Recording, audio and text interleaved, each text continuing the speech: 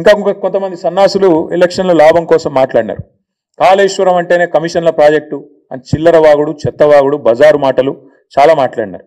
వారికి కూడా ఇదే నివేదిక సమాధానం చెప్పింది. 95వ పేజీ రేవంత్ రెడ్డి గారు 95వ పేజీ చదువుకో. మీ 95వ పేజీలో ఇదే దీనిలో స్టాటిస్టికల్ అబ్స్ట్రాక్ట్లు ఏం చెప్పిండ్రంటే, రాష్ట్రంలో మరి సంపద పెరిగిందంటే ఎట్లా పెరిగిందంటే మీ వాళ్ళే రాసినారు, మీ ప్రభుత్వమే రాసిన ఈ నివేదిక.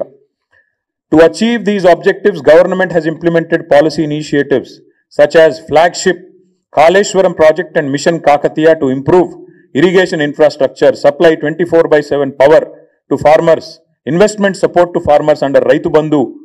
అందువల్ల సంపద పెరిగింది అంటూ కాళేశ్వరాన్ని ప్రస్తుతిస్తూ స్తుతిస్తూ అద్భుతమైన ప్రాజెక్ట్ అని చెబుతూ తెలంగాణ స్టాటిస్టికల్ అబ్స్ట్రాక్ట్లో కనీసం పాప రాసిన అధికారులను నిజాలు చెప్పారు. సరే, ఈ సన్నాసులు చూసుకోలేదు, విడుదల చేసిన తర్వాత 4 గరుచుకున్నారు, అది వేరే విషయం.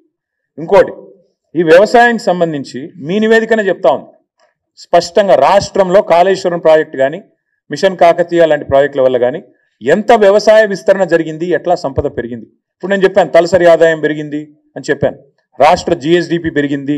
కేవలం ఒకటే సెక్టర్ వల్ల పెరిగిందా? కాదు. ఈ రాష్ట్ర ఆదాయము, వ్యవసాయ విస్తరణ, ఆదాయం పెరిగింది, సంపద పెరిగింది అంటే ఇవాళ మీరు మాకు అప్పచెప్పినాడు దాదాపు 34 లక్షల ఎకరాల్లో ఆనాడు పంటలు పండేది. 68 లక్షల, మొత్తం నేను చెప్పేది వరి, 68 లక్షల టన్నులు ఆనాడు ఉత్పత్తి అయ్యేది మీరు అప్పచెప్పినాడు. మేము దిగిపోయే నాడు మరి మొత్తం చూసినట్టయితే ఓన్లీ వరి నేను చెప్పేది, మిగతా పంటలు కాదు, 1,18,00,000 ఎకరాల్లో సాగైతున్నది, 2,60,00,000 టన్నులు ధాన్యం పండుతున్నది, వరి ధాన్యం. అంటే ఎక్కడ మీరు అప్పచెప్పినాడు 34 లక్షల ఎకరాలు, ఎక్కడ 1,18,00,000 ఎకరాలు, ఎక్కడ 68 లక్షల టన్నులు, ఎక్కడ 2,60,00,000 టన్నులు. ఇది వ్యవసాయ విస్తరణ జరిగిందా లేదా, కాళేశ్వరం పనికొచ్చిందా లేదా, మిషన్ కాకతీయ కమిషన్ కాకతీయ అయ్యిందా?